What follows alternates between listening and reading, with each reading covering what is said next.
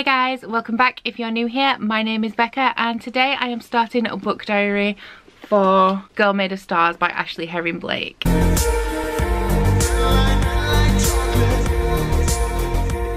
If you have not seen a book diary before, it is a spoilery reaction vlog type of video where I read a book and anytime I have anything to say, I hop on camera and I let you know what it is. So this book was released in May of 2018, so it falls into my if it was released in the last 12 months, I will do a book diary for it. However, I was not intending to do a book diary as I am buddy reading this with Rachel from Rachel Marie Book Junkie for Contemporary-a-thon.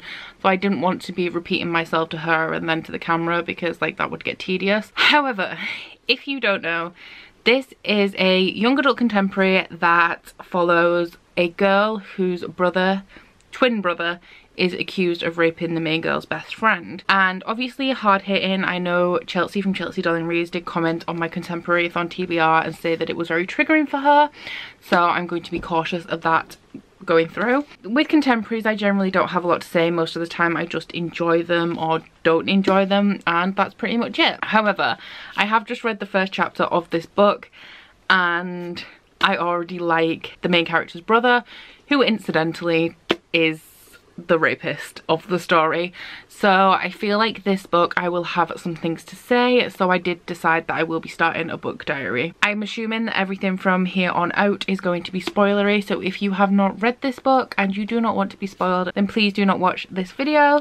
Also, I feel like I need to say trigger warnings, serious trigger warnings on this video. I'm gonna get some reading done and I'm gonna check in with you guys if anything happens that I need to discuss. Okay, so literally I'm on chapter 2 and the guy who is the main character's brother, so the rapist, I should stop I'll call him by his name because I don't know the details of the story yet, but he is called Owen, okay?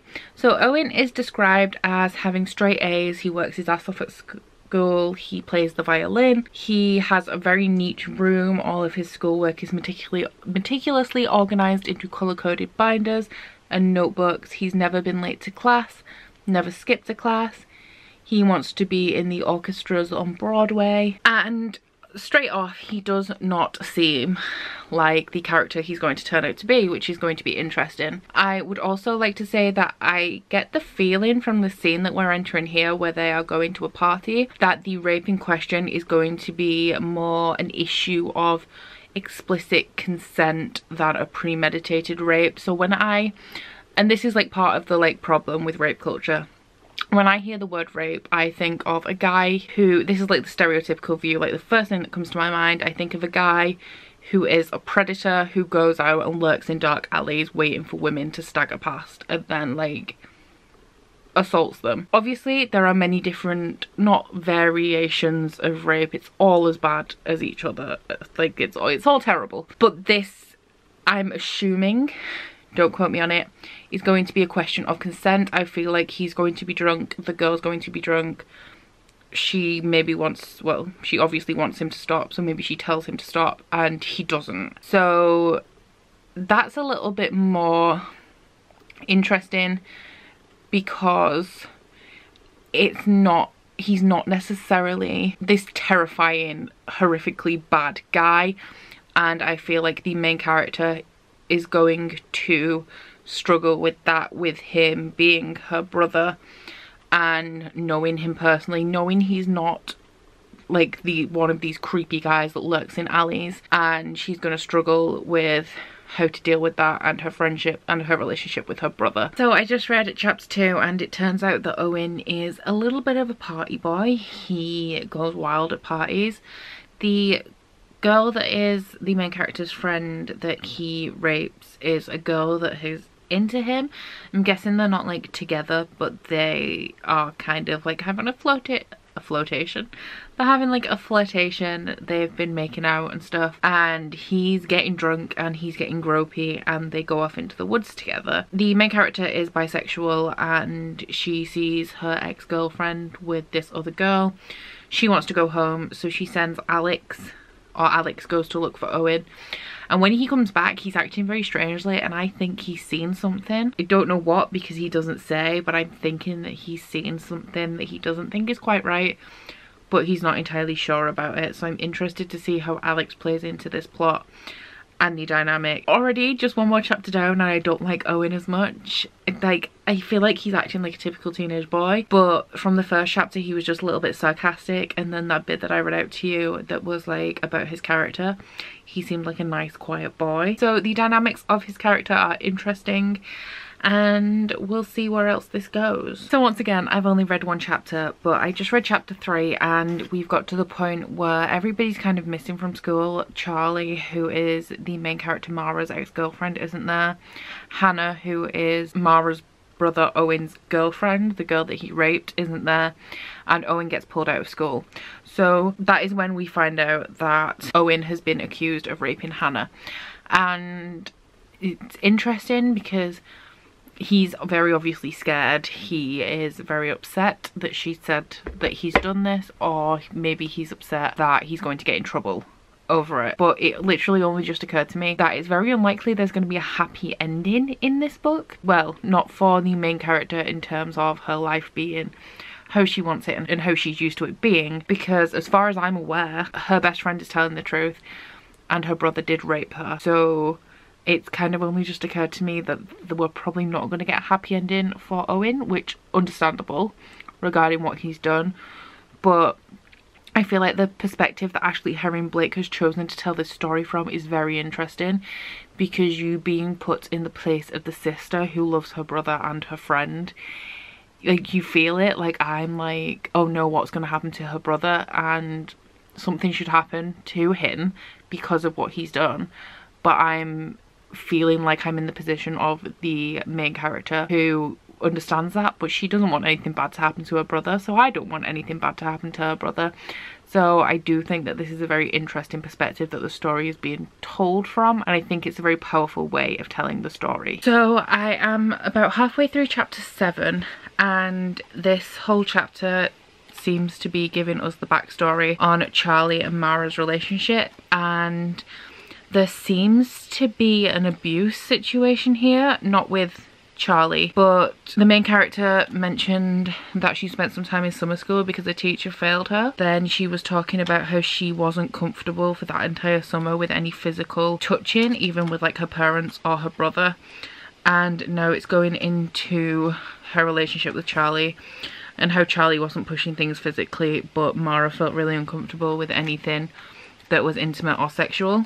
So I'm thinking that there's some sort of abuse situation with the teacher, which is interesting because with this book dealing with so many heavy topics, there's also genderqueer characters. The main character is bisexual, Charlie's a lesbian. There's a Korean American boy. There seems to be, with this abuse situation, there seems to be some mental health issues. So it deals with a lot of hard-hitting topics, and I feel like most of them are in the dust jacket. So you have the rape storyline. It's talking about her dealing with her ex-girlfriend. Well, it was her best friend who became her girlfriend, and then they broke up, and it seems that they broke up because of because of Mara's difficulty with physical intimacy. So I'm interested to see where that goes storyline wise. I obviously expected this book to be very hard hitting with the subject matter, but it seems to be delving into a lot more issues than I originally expected. I also feel like this is the first sapphic book I've read aside from Leah on the Offbeat, but the relationship in that was just really bad.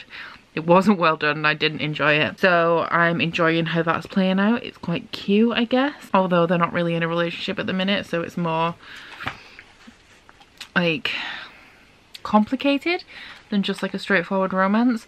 So I'm interested to see where the abuse storyline seems to be going, and also the sapphic relationship. So I just read chapter 12 and lighting the mood a little bit from what we've been discussing, I actually really stan Mara and Alex. The only problem is because of the way that she's hung up on Charlie, I don't think it's gonna last, and I think it's something that's like born out of desperation to feel something and grief over like the current situation of what's going on, which is really, really sad because I really like him, and I liked him in the party scene, and I also really liked him in the part where they went to, is it called Glow World or something? It was like the galaxy place and it was all glow in the dark. I thought that was absolutely adorable and probably my favourite scene of the book so far. So I hope that that's more than just like a grief thing, because what I'm getting from him is that he's liked her for quite some time, but she's been obsessed with Charlie. So I'm not sure how that's going to resolve, because like a weird almost love triangle doesn't really fit into this story. But anyway, I really stan Alex and I hope that works out. So I just read chapters 17 and 18, and chapter 17, or was it 16? It's filled with a lot of rage anyway. It's where Mara attacks the boy who says like, welcome back slut, and I appreciated that. I appreciated her fighting back against it, although like physical violence is not the best way. He deserved it. Just before that, Owen really riled me up with his comments about her outfit, so like I'm filled with rage now, which is good because the book is supposed to elicit these emotions. But I just also read chapter 18, which is the chapter that describes in quite a bit of detail actually the abuse that Mara suffered at the hands of her teacher about 3 or 4 years ago, and that was a lot more graphic than I expected it to be. It was difficult to read, and this book actually has trigger warnings in the like on the publishing page, which I don't think I've ever seen in a UK published book. This is like a US copy, but it says for the topics sexual abuse, bisexuality, rape, brothers and sisters, twins. So it gives you like a list of things included in the book, so you do get like the abuse there. I do feel like that bit was very difficult to read, and I think I said earlier that I didn't know that that was something that was going to be included in the story when I first went into it. I thought it would focus on more on the rape, which it does do. So I just wanted to check in with you and let you know how I feel about that. I am hoping that by the end of the book Mara does tell somebody about what happened to her. I am assuming that she will, otherwise the whole message of this book will kind of be a little bit lost. So I'm confident that she will do, and I'm excited to see how the story will unfold. I'm currently on page 192. I'm going to read 2 more chapters and then I'm done for this evening, but then I will only have about 100 pages left, so I'm about 2/3 of the way through at the minute, and I'm excited to see how it wraps up. So I'm reading chapter 24, and Mara was just about to have sex with Alex, and then she started, I don't want to say freaking out, she started to have a panic attack. And I feel like that section was very, very powerful, because I've said before like how I feel about Alex. Like I really like Alex. She starts to remember all of the things that happened to her when she was abused, and I'm not sure if it is PTSD, because I don't read a whole lot of mental health books, so I don't know like whether it is actually PTSD, but it is like trauma after abuse, so let's say PTSD for now. It's interesting how she wants to do these things. Like she wanted to move forward and be more intimate with Charlie, and she wants to be more intimate with Alex, although she does also acknowledge that it's for the wrong reasons. It's because they're both sharing the same grief and the same feelings regarding her brother, and it's interesting how she wants to and she physically can't because she starts to have panic attacks. I thought that the way that that section was written was really powerful. It's like 1 full page of really short, sharp sentences, and it is also highlighting the distinction of the fact that Alex asks her if it's okay, she says yes, and then not very long after she tells him to stop and he's just like off her like a shot. And I feel like it's a very good juxtaposition between what her brother did to Hannah and how Alex is as a person. Regarding romance, I'm not sure what's going to happen in this book. I feel like she's going to end up back with Charlie because there's a lot of like romance in their scenes together, but there's also, I really appreciate this really quiet, respectful way that Alex treats her, and he's very gentle with her and he respects her personal space. He'll do things like he'll just hold her hand like really casually, but he doesn't try and touch her or try and push her to do anything, and I really love Alex and I just want that to be the romance. But because of her history with Charlie, I'm not too sure. I don't really like Charlie because it wasn't long after Mara broke up with her and now she's seeing Tess. While I understand that Mara called it off and said like they should see other people and she wanted to be best friends again, it seems really soon, and Mara was in no way over it, no way looking for anybody, and it's just this thing with her brother that's pushed her towards Alex because they're both very close to Owen and they don't have him anymore. Neither of them really wants to talk to him. So I'm interested to see how this is going to play out because I really can't call it, and there's only around 50 pages of the book left. I think it may be a wise choice if she ends up on her own because she has some issues to work through, and maybe a friendship with Charlie is for the best because I don't feel like they're being very open and honest with each other. There's a flirtation there, but none of them have really stepped up and said maybe we should reevaluate wanting to be friends. So I just finished Girl Made of Stars. Definitely 5 stars. I think I've covered pretty much everything I feel about it. in the book diary already. That last little section with Owen on the roof where she went to talk to him and she told him about what happened to her was just like devastating.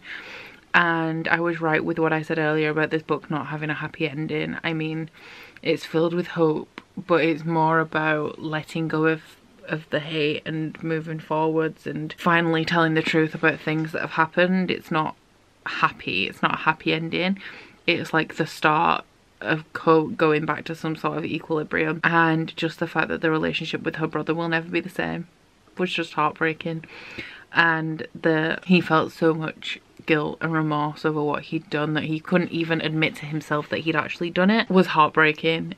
And that's what I mean when I say that this story is told from a really powerful perspective of somebody in the middle, somebody who loves her brother but cares about standing up for women and making sure that they're believed and taking care of the victims of rape. And it really shows in the fact that Owen, I should hate, he raped a girl, but I don't hate him. I'm sad for the relationship that he's lost with his sister, and I'm sad that he has to be sad because I care about him as his sister cares about him. It was really fucking good. So I'm giving this 5 stars. This has been a book diary for Girl Made of Stars. Please let me know what you guys thought about it, and please don't forget to like and subscribe if you want to, and I'll catch up with you guys later. Bye. Oh, you bite your friend like chocolate. You say you will go where nobody knows, with guns hidden under our petticoats. We're never gonna quit it, no, we're never gonna quit it, no.